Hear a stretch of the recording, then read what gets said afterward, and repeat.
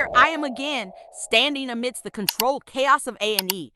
But controlled feels like a cruel joke tonight. The fluorescent lights hum, casting a harsh, unforgiving glow on faces etched with pain and exhaustion. And honestly, it makes my blood boil. It's not the sheer volume of patients that's the real crisis. It's the quiet, insidious cruelty we inflict upon the most vulnerable. It's the way we allow them to become invisible. I'm talking about people like Mary Smith. 86 years old, admitted with a suspected UTI and confusion. She's been on a trolley in that corridor just outside Reese's for 9 hours now. 9 hours. My God, the sheer indignity of it. She's not even in a bay, just there in the thoroughfare with all the commotion and the endless parade of strangers. Every time someone rushes past, the trolley shakes slightly. Every time a door bangs, she flinches. She's old, yes, but she's not deaf. She's not dead to the world, even if her confusion drifts in and out like a patchy radio signal. I tried to move her. I asked Dr. Miller, politely at first, if we could find her a more private space, somewhere with a bit of quiet, a bit of respect. He barely looked up from his screen. Eleonora, we're swamped. We've got genuine emergencies coming in. Heart attacks, strokes. Mary's stable. She's old, a bit confused. She'll just sleep it off. Just sleep it off. As if being old and confused somehow strips you of your right to basic human consideration. My hands were tied. That helpless feeling, it's a constant ache in my chest. It's the indifference, the casual dismissal that truly wounds. I see it every shift. The elderly are often the last to be seen, the first to be overlooked. She's just lonely, someone says. He's just seeking attention. We reduce their complex needs, their genuine fear and pain, to an inconvenience, a low priority. I've heard colleagues joke about bed blockers, about how they're taking up space for people who actually need it. It's an unspoken language of devaluation, a societal prejudice that permeates the very walls of this hospital. We are meant to be a place of healing, of care, but too often, for these silent victims, we become a processing plant, a bureaucratic machine that grinds away their dignity piece by piece. Mary Smith isn't just a number or a diagnosis. She's someone's mother, someone's grandmother. She's lived a full life, contributed to society, paid her taxes, and now, when she needs us most, we leave her exposed in a corridor, a public spectacle of vulnerability. She needed help to use the commode earlier, and I had to put a flimsy screen around her, right there in the corridor, whilst other staff and visitors walked by, trying not to stare. The shame in her eyes, even through her confusion, was palpable. It was a profound violation of privacy, of her very personhood. This isn't healthcare. It's a holding pen for the unwanted, a stark reflection of how little value we, as a society, place on our elders. We talk about patient safety, about quality of care. But where is the quality? Where is the safety when an elderly woman is left to languish, her cries for a drink unheard for hours because we've got more urgent cases? What constitutes an urgent case if not the desperate plea of a human being for dignity and comfort? It's not just a medical problem, it's a moral one. It's a systemic failure rooted in a deeper societal malaise. We've become desensitized, numb to the quiet suffering, blinded by the perceived efficiency of our broken system. We need to wake up, truly look at the faces of people like Mary Smith, and ask ourselves, is this who we are? Is this the care we want for our own parents, for ourselves? Because if we don't demand better, this silent crisis will only continue to devour those who deserve our utmost respect. It's another Tuesday night, or perhaps it's Wednesday morning. The hours blur into this relentless, unforgiving cycle here in A&E. The fluorescent lights hum, casting a harsh, sterile glow that does little to warm the cold, despairing eyes of those trapped within its confines. My name's Eleonora, and I'm a nurse. I see things that keep me awake long after my shift ends, things that make me question not just the system we're meant to uphold, but the very humanity of the society we serve. Today, it was Mary Smith, 87 years old, if she was a day. Arrived by ambulance, her neighbor had found her on the floor, confused, incontinent, and utterly terrified. I saw her wheeled in, a tiny, crumpled figure on a gurney, her eyes wide with a fear that transcended physical pain. She wasn't just ill, she was lost. And what did we do? We parked her in the corridor, right next to the noisy resuscitation bay, where every beep and alarm further disoriented her. Just a bit of confusion, Eleonora, Dr. Miller had chirped, without even making eye contact, as he scribbled on a chart, probably just needs some fluids. We've got a massive trauma coming in. She's not acute. Not acute? A woman, 87, lying in her own waste, utterly exposed, while the world rushes past her, deemed not acute. The rage that boils in my gut at moments like that. It's a living thing. I managed to get her a screen, a flimsy piece of fabric that offered a sliver of privacy from the relentless stream of staff and visitors. But it wasn't enough. I heard her whimpering, a sound so desolate it tore at me. She needed cleaning, a change, a warm blanket, a kind word. But there was no time, was there? Not for Mary. Not for the countless Marys who passed through these doors, shunted from one corridor to another, their dignity eroded by the minute. We have more urgent cases, they say. More urgent than a human being stripped of their basic comfort and respect. Are we really so blinded by medical hierarchy that we can't see the profound suffering in simply being ignored? I watched Mary for what felt like an eternity, her small hand clenching and unclenching on the sheet. She wasn't a medical case in that moment. She was a testament to our collective failure. This isn't about beds or funding, not entirely. It's about a deep-seated societal indifference. We've collectively decided that the elderly, once their productive years are behind them, become a burden. They're no longer people with stories, with experiences, with the right to be treated with unwavering respect. They're statistics, bed blockers, just old. And this hospital, the very institution meant to heal and protect, often reflects that ugly truth back at them. I remember another gentleman, Arthur, who soiled himself multiple times because he was too embarrassed to ask for help, left for hours because we're short-staffed, or the lady Elsie, who cried silently for hours because no one had time to bring her a cup of tea. Just a moment of human connection. These aren't isolated incidents. They are symptoms of a profound disease within our system, a disease of neglect masquerading as efficiency. The vulnerability of these patients, the sheer desperation in their eyes when they realize they are utterly dependent and utterly invisible, it breaks me. I really do. I try to hold their hand, to reassure them, to clean them, to speak to them as if they are the most important person in this chaotic room. Because they are. But I'm just one nurse, battling a tsunami of indifference,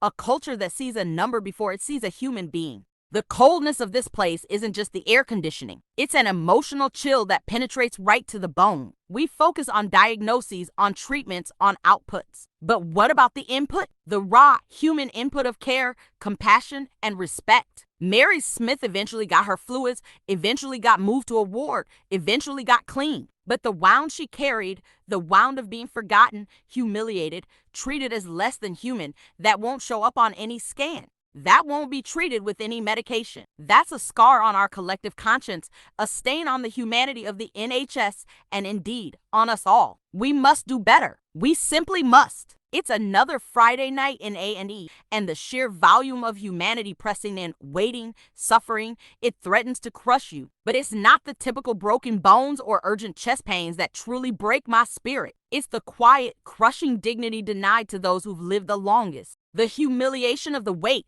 that's what truly haunts me. It's a systemic rot, not just an individual oversight, and I see it every single shift. Take Mary Smith, 86 years old, if she's a day. She arrived early this morning, brought in by ambulance after a fall at home. No obvious fractures, just badly bruised, shaky, disoriented. And she's been here on a trolley in the corridor ever since. 12 hours, now pushing 13. 13 hours of watching the world rush past, of being a mere obstruction in an already impassable thoroughfare. She's too frail to sit upright for long, too vulnerable to simply be left alone. She's asked for a glass of water perhaps half a dozen times, each request met with a weary, soon, love that never quite materializes promptly. She's needed the commode and the sheer indignity of having to wait, crossing her legs, whispering her plea until a harried healthcare assistant could finally attend to her, shielded only by a flimsy curtain in a busy corridor. It's soul-destroying to witness,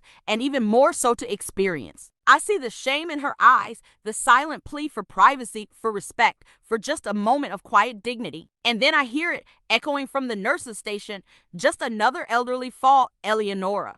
We've got more urgent cases, urgent cases? What about the urgent need for basic human consideration? Dr. Miller, bless his efficient heart, means no malice, but his words are laced with the casual dismissal that has become an endemic symptom of this place, of society's view of the elderly. They're no longer productive, no longer vibrant, so they become a burden, an inconvenience to be managed, rather than individuals deserving of care and comfort.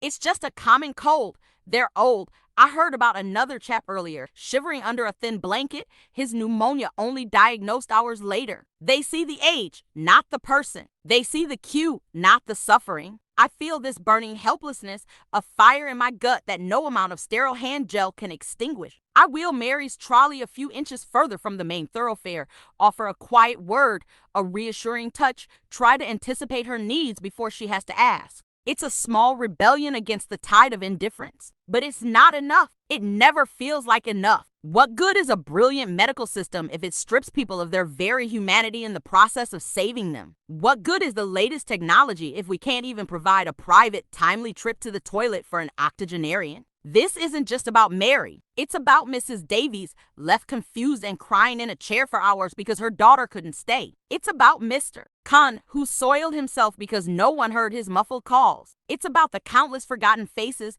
blurred into the background of a chaotic environment, their voices too weak to cut through the din. They are not just old. They are our mothers, our fathers, our history. They deserve a far better closing chapter than this indignity, this slow, public erosion of their personhood. We've created a system that prioritizes throughput over empathy, efficiency over humanity. And we, society, allow it. We've tacitly agreed that the elderly are somehow less deserving of our immediate attention, our genuine care, our basic respect. This isn't a medical problem. It's a moral failure. It's a collective indictment, a stark reflection of how little we truly value those who built the very world we now inhabit. We need to wake up. We need to see them, truly see them, before it's our turn to be the forgotten faces on the corridor trolley. I have to stop for a moment. What I see in this A&E goes beyond simple medicine. It's a human failure. I ask you, what would you do if this were your grandparent? Ignored, humiliated? We cannot stay silent. Silence is complicity.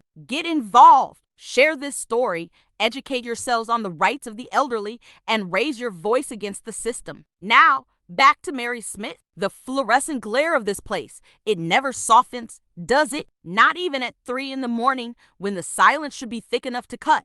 But there's no silence here, not ever. Just the low hum of machines, the distant wail of another ambulance, and the quiet despair of lives being held in limbo. And that despair is what truly chills me to the bone, far more than the sterile air conditioning. I'm Eleonora, an A&E nurse. I've seen things you wouldn't believe, things that chip away at your soul until you wonder what humanity we have left. And it's the elderly, always the elderly, who bear the brunt of our collective indifference. It makes my blood boil, honestly. I stand here watching, advocating, yet I feel like a lone voice shouting into a vast, uncaring void. Take Mary Smith, for instance. 86 years old, admitted with a suspected UTI. But it's so much more than a diagnosis, isn't it? It's a complete breakdown of what little support she had. She's been on that hard, unforgiving trolley for 12 hours now. 12 hours, not for complex surgery, not for a life-threatening trauma, but because there's simply no bed, no space, no thought for her comfort or her dignity. I caught her trying to adjust herself earlier, her hand trembling as she fumbled with the thin, scratchy blanket. Her face was a mask of quiet humiliation, trying to make herself invisible because she knows, they all know, that they're an inconvenience, a burden. I tried to get her moved to at least a recliner, anything but that trolley. I asked Dr. Miller. His response? A shrug, a dismissive glance at Mary. Eleonora, we've got far more urgent cases coming in. She's stable. A common cold, probably. They're old. They get these things. They're old. As if that simple phrase justifies a total erasure of their needs, their feelings, their very humanity. It's not just doctor Miller, it's an endemic attitude, a silent agreement that these lives, these precious, experienced lives, somehow matter less. And it sickens me. I watched her later, her eyes distant, fixed on some unseen point in the ceiling. Did she remember being told she was old, that her discomfort was secondary? Did she feel the weight of every passing minute, the coldness seeping into her bones, the bladder she could no longer properly control due to the wait for an available toilet? The sheer lack of privacy here, the constant bustle, the open plan chaos. Imagine being Mary, frail, vulnerable, needing help, and being utterly exposed to everyone walking past. It strips them bare, not just physically, but spiritually. It's a violation. This isn't just about overcrowding, it's about a deeply ingrained societal prejudice. We laud youth, productivity, economic contribution. But what happens when you're no longer productive? When you're slower, frailer, reliant on others? We shunt them aside, label them bed blockers, and our system, the NHS, which should be the epitome of care, becomes a factory of neglect. We dehumanize them with clinical jargon, reduce them to symptoms and statistics, forgetting they are individuals with rich histories and futures that, while shorter, are no less valuable. I came into nursing to care, to mend, to advocate. But here, in the heart of our health system, I often feel like I'm battling a tidal wave of indifference with a teacup. Every time I see an elderly person left to wait, left to suffer, their cries unheard, their dignity eroded, I question everything. Are we truly a humane society when we treat our most vulnerable with such callous disregard? We need to look ourselves in the mirror,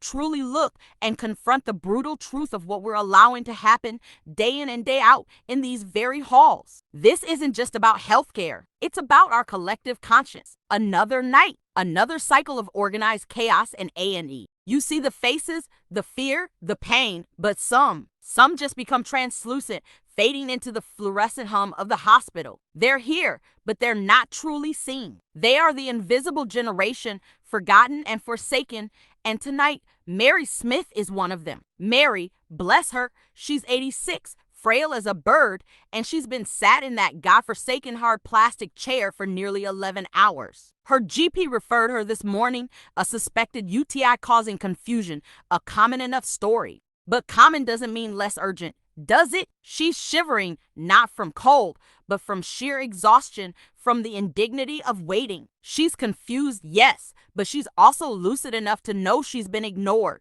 I saw her earlier, trying to catch someone's eye, her hand trembling slightly as she reached out, then withdrawing it slowly when no one noticed. It broke my heart, truly. I tried. I really did. I nudged Dr. Miller, who was scrolling through his phone in the staff room, probably catching up on football scores. Doctor, could we perhaps find Mary Smith a proper trolley? She's been here since before lunchtime. She's utterly bereft. He barely glanced up, just grunted. Eleonora, there's a major road traffic accident coming in any minute. We're swamped. She's stable. Just an elderly fall, isn't it? She can wait. We have more urgent cases. Just an elderly fall. Just a UTI.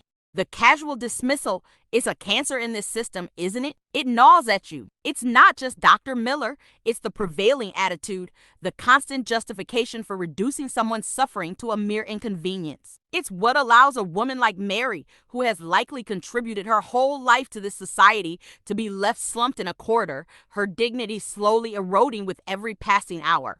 I watched her earlier, trying to manage a cup of water, her hands shaking so much she spilled it down her front. No one offered to help. No one even saw. She just sat there, sodden, humiliated. And Mary isn't an isolated case. I could tell you story after story. Old Mr. Davies left in a soiled adult nappy for hours because the auxiliary staff were too busy with proper patients. Mrs. Henderson, deaf and confused, her call bell ringing unanswered for what felt like an eternity, only for a junior nurse to snap at her when she finally got there. What is it now, dear? You're not the only one here. The look on Mrs. Henderson's face, that pure, raw despair, it haunts me. These aren't medical failings in the traditional sense. These are moral ones. Systemic failures of compassion. We've created a culture where the elderly are not just patients, but a burden. A drain on resources. We tell ourselves we're overwhelmed, understaffed, underfunded, and yes, that's true, but it doesn't excuse the fundamental lack of humanity. Does a lack of budget mean we can't look someone in the eye?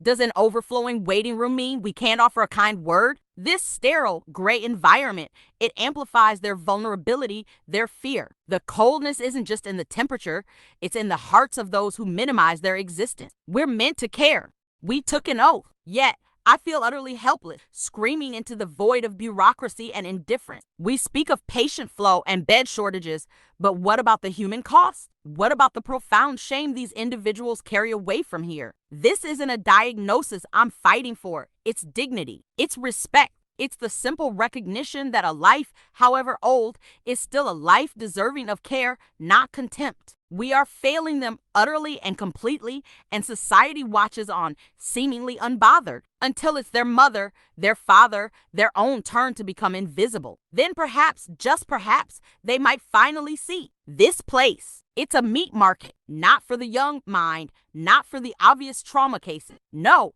this place devours the silent, the forgotten, the elderly. Every single shift here in A&E leads. It's the same grinding, horrifying reality, a betrayal etched onto the faces of those who built this country. The promises made to them, shattered, broken, utterly, devastatingly broken. Look around you. The relentless buzz of monitors, the harsh glare of the strip lighting, the constant clang of trolleys. It's designed for efficiency, for quick turnaround. But for Mary Smith, that efficiency means being left for 11 hours on a hard plastic chair, bewildered, scared, and frankly, humiliated. She's 84, for goodness sake. Her bed tonight is a corridor. Her privacy is a thin curtain that barely conceals her from the next patient's weeping relatives. Yesterday, it was Mr. Henderson, 89, with suspected pneumonia. He waited 6 hours for a blanket, 6 hours shivering in that flimsy gown, while Dr. Miller breezed past, muttering something about another one who's just feeling the cold, Eleonora. We've got actual emergencies. Actual emergencies? Is an octogenarian struggling to breathe not an actual emergency because his arteries are calcified? This isn't just about bed shortages. It's a culture, a sickness in the very bones of this system, and honestly, in society itself. We've collectively decided that once you reach a certain age, your life, your comfort, your very dignity becomes secondary, expendable, a burden. Mary was incontinent overnight. I found her slumped, tears streaming down her face, ashamed. Ashamed, not because of her body failing, but because she felt like a nuisance, a dirty secret to be tittied away.